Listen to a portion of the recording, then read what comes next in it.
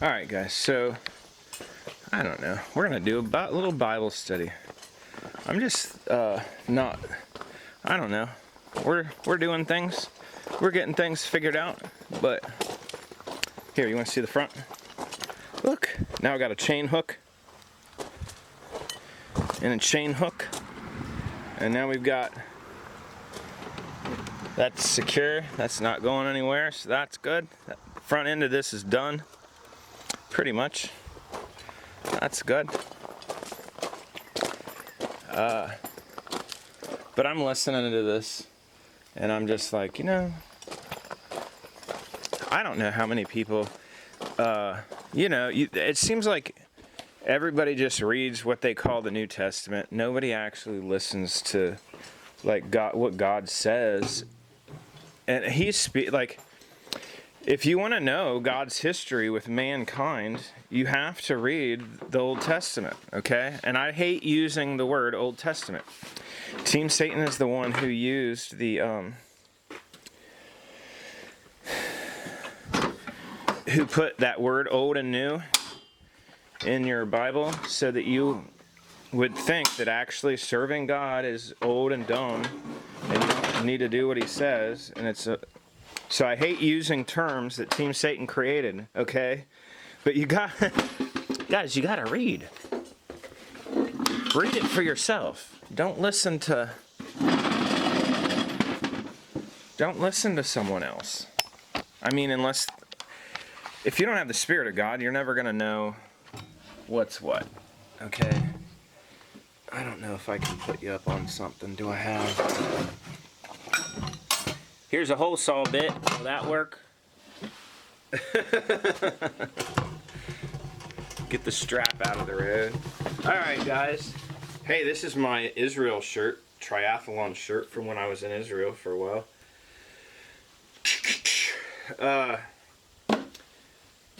You gotta listen to the stories for yourself. Okay, so we're gonna listen. This is out of Samuel. 1 Samuel. I don't know where. We're 25 minutes into 1 Samuel, wherever that's at, whatever chapter that's at. But let's just listen. And before here, let me preface your thought. There was always this intention that God would be the God over us, and that we would just serve him and dwell in his creation. Okay, this is his creation. He created all of it. It didn't magically create out of nothing. We didn't evolve. If things evolved, then there wouldn't still be the thing, because everything would have evolved to something else. So that disproves that whole stupid thing. And if you've never seen like the complexity of all of the different things, like, I mean, God's like, look, my creation declares the glory itself. Like, you know what I mean? If you can't believe in me, then just look around. Like, you know what I mean? Our bodies. I know they won't teach you this at, in if you go to school, like if you're a doctor or something. But like, our bodies heal themselves. That's from the Father. It's from the Father. I mean, do you understand? Like, it's from the Father. That's why, and the Father says the life is in the blood. That's why he says, thou shalt not drink the blood. Okay? Which is exactly what Team Satan likes to do, right? Because whatever command God gives, they like to do the opposite of, right? But he was always, Adam and Eve in the garden, right from the beginning. Here, I'm putting you in this wonderful place. I'm going to put down a rule. I'm going to test you. I want you to serve me. If you eat from the wrong tree, that's your own wisdom, your own thought, your own, I'm going to do what I want to do, and you're not going to listen to me. And if you're going to live that way, well, then I'm going to do all of these things against you. If you'll walk with me and eat from the tree of life and obey my voice and keep my commandments and do the things that I say, then I'll bless you and I'll correct you and measure and I'll teach you and I'll be a father and a spirit about you. Like, that's how it's always been. Okay? So I don't know how you hear the stories, and I know a lot of people give their own, like, explanation of things, but it's because they haven't walked with the Father in their spirit.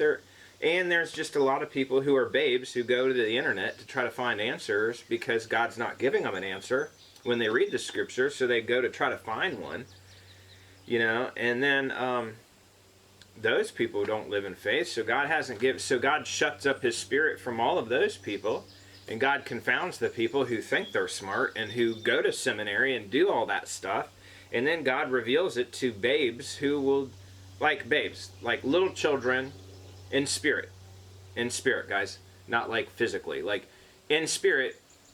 Little children are like people who will come to the Father, and just, what's a little child has, like, he is full of faith and he will believe you. That's what a little child is like. Most people don't approach the Father that way. So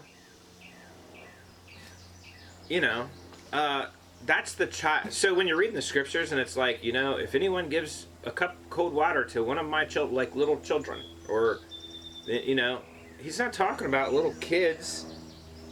He's, oh my God. They mess up every scripture, dude. And they mess up the point. You're never supposed to go to a church. You're not under mankind. Mankind always subjugates himself under mankind. God told you not to do that. He told you not to have a king. God said, you're not going to have a king. I'm going to be your king. All the other nations have a king, and the kings rule over them, and this is how the kings treat them. Right now, you have a king. You call them president or prime minister or whatever, but you have a government, and your government rules over you. And what is your government like? I mean, does anybody go, I love my government. My government's so great.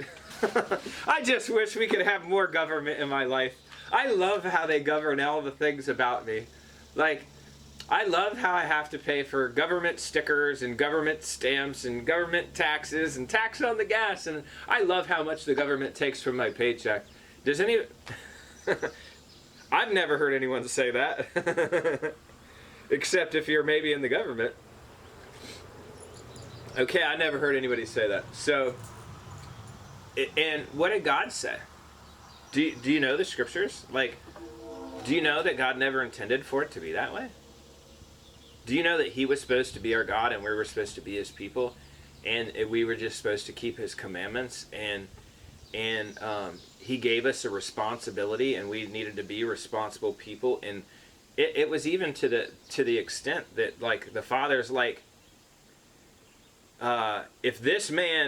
if somebody found this man dead in a field or something, from this town to this town, you would measure, and whoever was the closest to that man would go and offer an offering for him to atone for his blood. Now, if you can think about it in you know what I mean? We're our brother's keepers.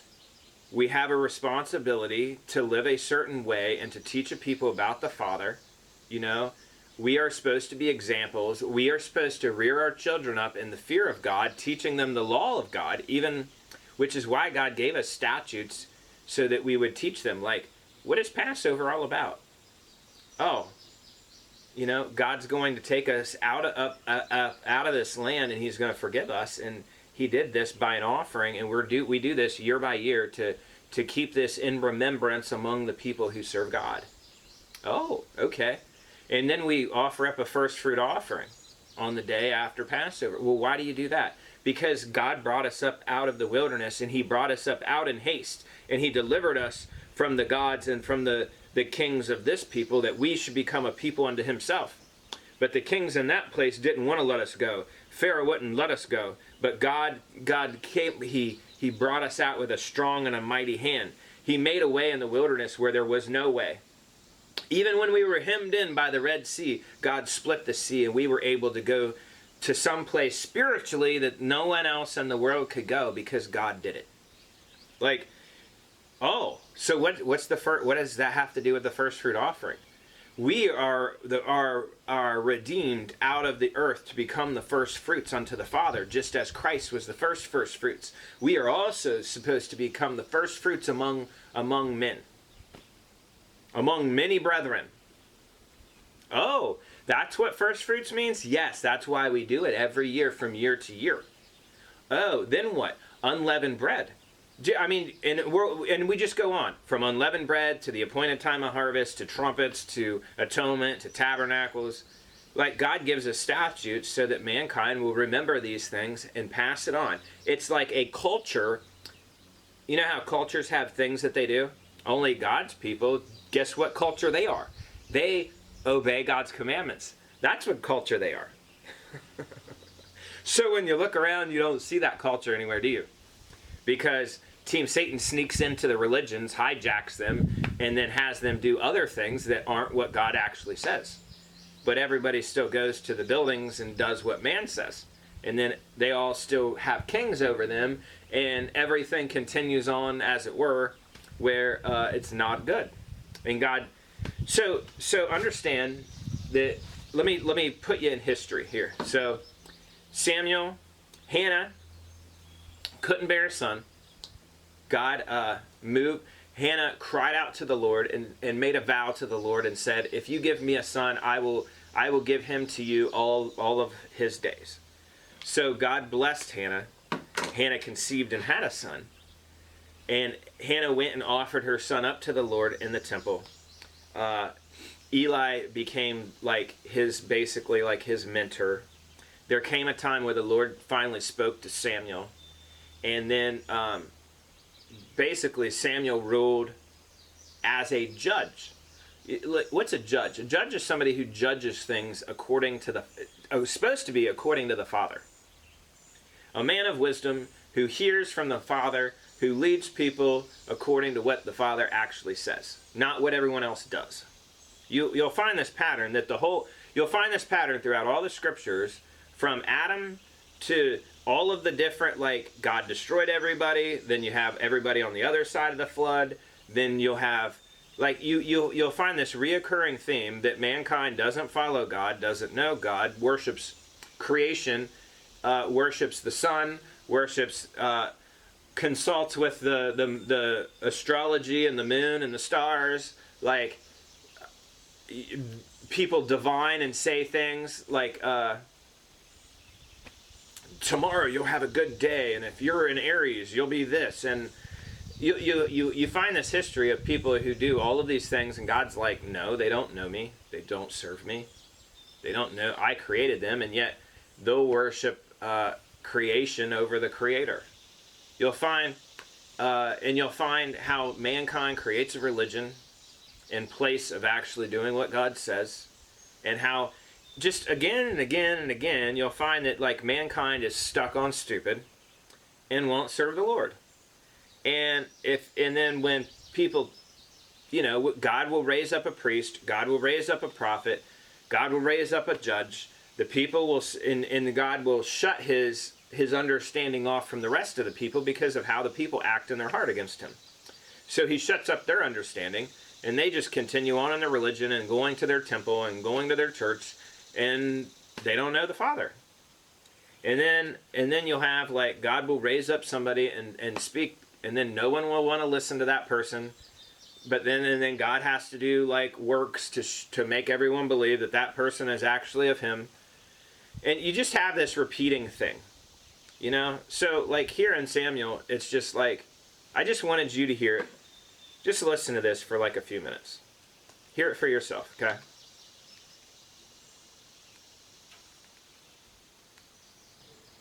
So the Philistines were subdued, and they came no more into the coast of Israel.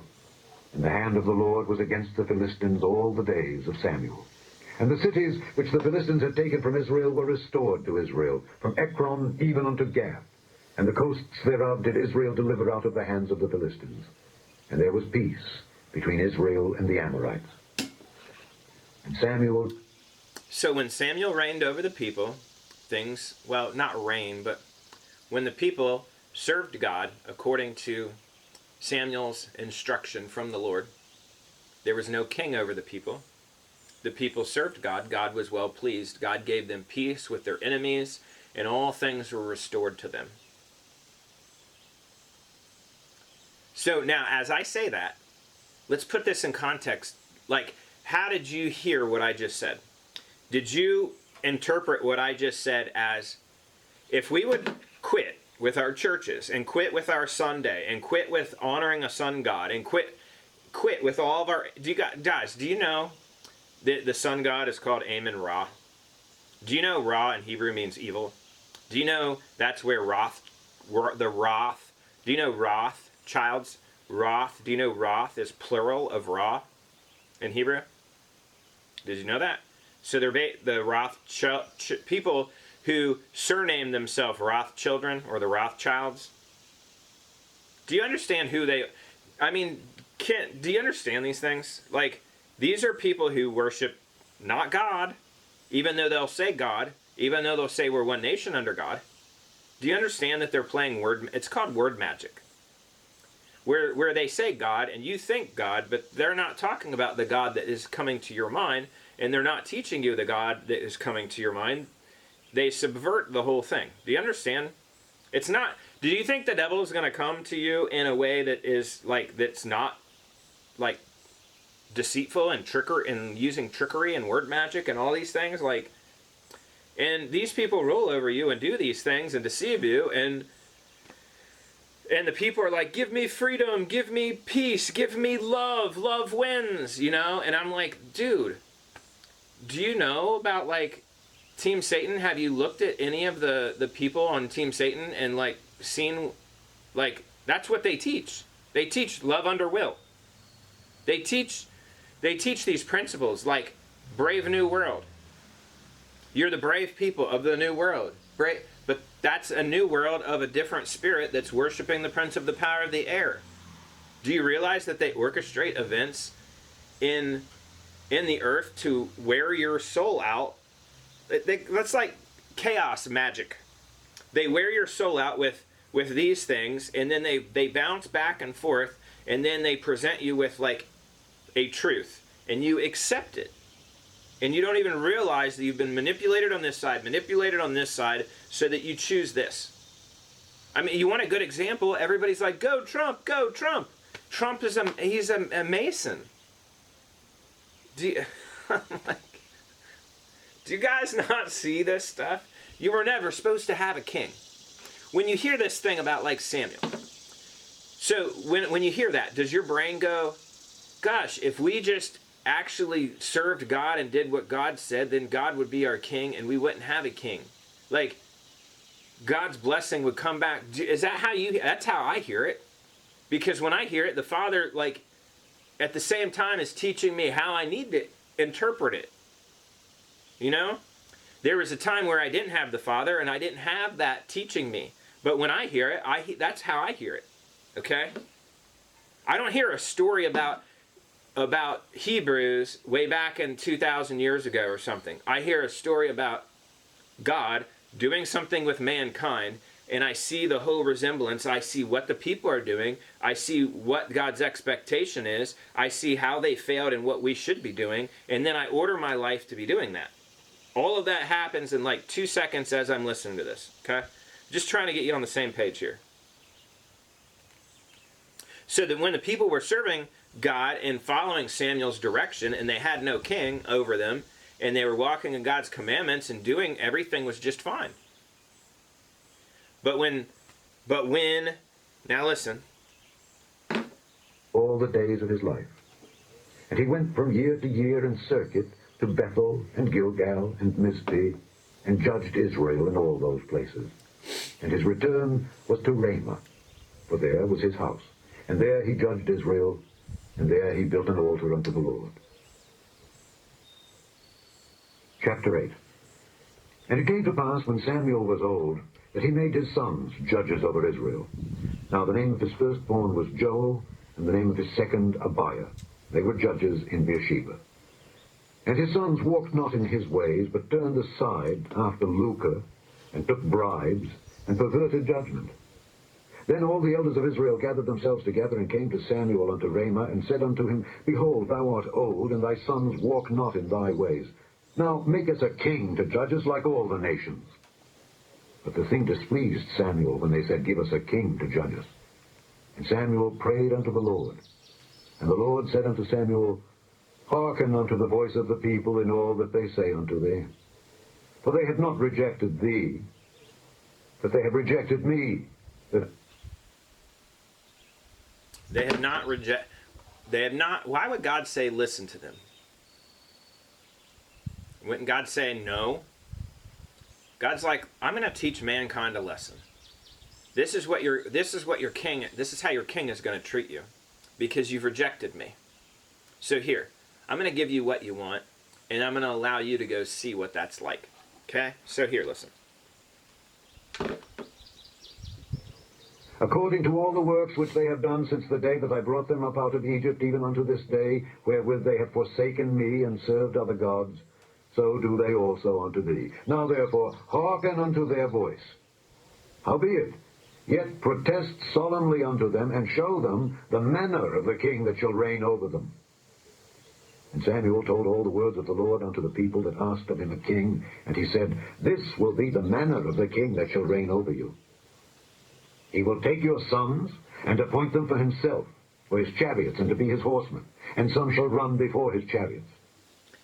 So what's your king going to be like? Well, he's going to take your sons and your daughters, he's going to put them in his military.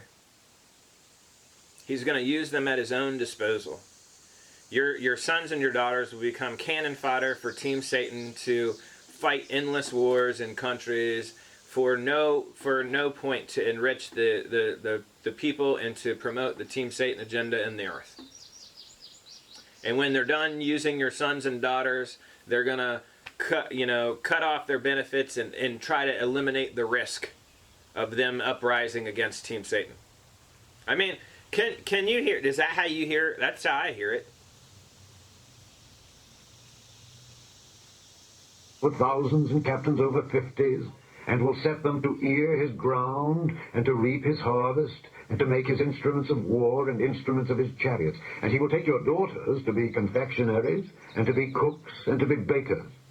And he will take your fields, and your vineyards, and your olive yards, even the best of them, and give them to his servants. And he will take the tenth of your seed, and of your vineyards, and give to his officers and to his servants. Why would you want a king? Why would you want a king? Why would you want a president? Why would you want a prime minister? Why would you want any of those things? And yet you've been conditioned from birth to want those things. And you've been conditioned to, like, I mean, do you even so much as putting your hand on your chest and swearing allegiance to something? I mean, have you ever really thought about these things? Why would you swear allegiance to anything except the Lord? And why wouldn't you walk away from everything in order to serve the Lord?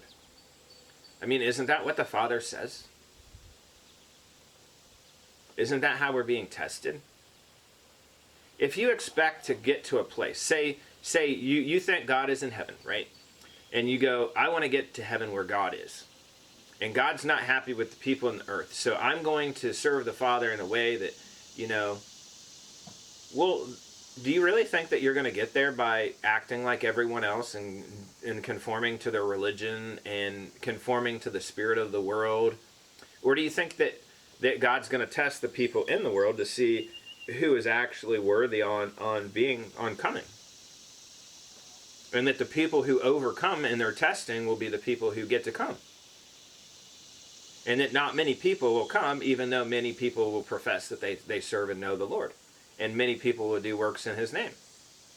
I mean, which do you think? And even though that Christ is an offering for all the world to come, and though the calling has gone out to many, there are actually few who come, and even fewer who endure their test and overcome with the Father and are allowed, like, who are given access to enter in through the gates into the city. Speaking of the city of God, right? Which do you think it is? Or do you think you just say a sinner's prayer and follow in the religion of your fathers and worship Amen Ra and honor things on a Sunday, the day of the sun, and keep feasts that are not of the Lord, and act and see nothing wrong with being of the spirit of the world? And do you think that you're going to make it there? Like, which lines up with what God says? I'm not saying that people don't do. People do. That's exactly what most people do. But what was God's when you read the scriptures, read them for yourself and listen to what God's saying. What's he saying? Did God ever say, like, I want you to not keep my commandments? My commandments are old. I don't want you to keep my commandments anymore. In my son, I don't want you to keep my commandments. Is that what God says? I mean, come on, guys. What does John 14:15 say? What did Christ say to the people? If you love me, obey the Father's commandments.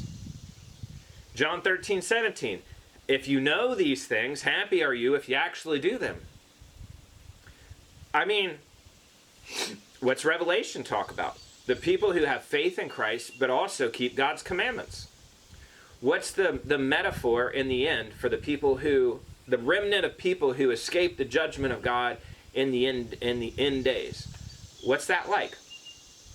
Well, the earth is likened to like the waters, okay? And if the waters could be a raging sea and you have the turmoil and the struggle is as a raging sea, then what does a calm, still water, what does that represent? It represents like I've overcome and that turmoil and it's at peace. Still waters. But it's pictured that the waters are on fire. So what does the fire represent for the Father? Like the struggle, being refined in the fire and overcoming and coming, you know what I mean? So you have a picture of these saints, the people who actually follow God in the regeneration. He calls it the regeneration. Okay? They follow the Father. They've been obedient. They obey his voice. They keep his commandments. They have faith in his Son. They're standing on a sea of glass, mingled with fire, with the song of Moses written in their heart. What's the song of what does Moses represent? Moses represents the law of God. The law of God. They're singing a new song. God has given them a new name, Yisrael. Who is Yisrael to the Lord? Names matter, guys. He who has wrestled with God and overcome. The people in whose heart is my covenant. Do you understand? The new covenant. It doesn't even say new covenant in Jeremiah 31. It says God is going to renew us, the woman, the bride, to walk in covenant with him. If you actually retranslate the Hebrew, it doesn't say new covenant. It's talking about her being renewed to walk in his covenant. And it doesn't even matter if the scripture is written like that. There's so many other examples in the Bible where it will clarify it that God actually expects you to walk in covenant with him. Even after Christ, you'll find it in Revelation in the very end of the book about those people who overcame. So it's written all throughout. And Christ taught you to keep his commandments. But when you go into the church of Satan who has gone in and he teaches you that the covenant's old, that you don't need to keep God's commandments, that you just believe in this. And then they changed the name of the Son of God into some other name, and now everybody thinks that that's the name. And then everybody, after everything that everybody says, everybody's like, amen, amen, amen. And I'm like, who is Amen Ra? And who is the Sun God? And why do you honor all of these things that you don't understand? You're like, what are you doing? And when you go to those buildings, hasn't the Father shown you? Hasn't he, so that you know that, there's something wrong? Hasn't he shown you that in your spirit? Even if you haven't figured it out, don't you feel it in your spirit like this isn't right? What's that weird spirit that comes over you while you're there that makes you feel holy, and then you leave there, but your life never changes? What is that all about? Guys, we're never supposed to have a king. This whole thing is a test right now. God is weeding out who believes him and who will follow him and how much they will suffer with him through following him and obeying him versus the rest of the people. God's just weeding those people out. Not going to make it, not faithful, won't overcome, won't believe me, won't walk in childlike faith, won't suffer for me. Doesn't matter that you say you know me. I mean, he's just weeding you out. He's sifting you. Sheep, goat, sheep, goat.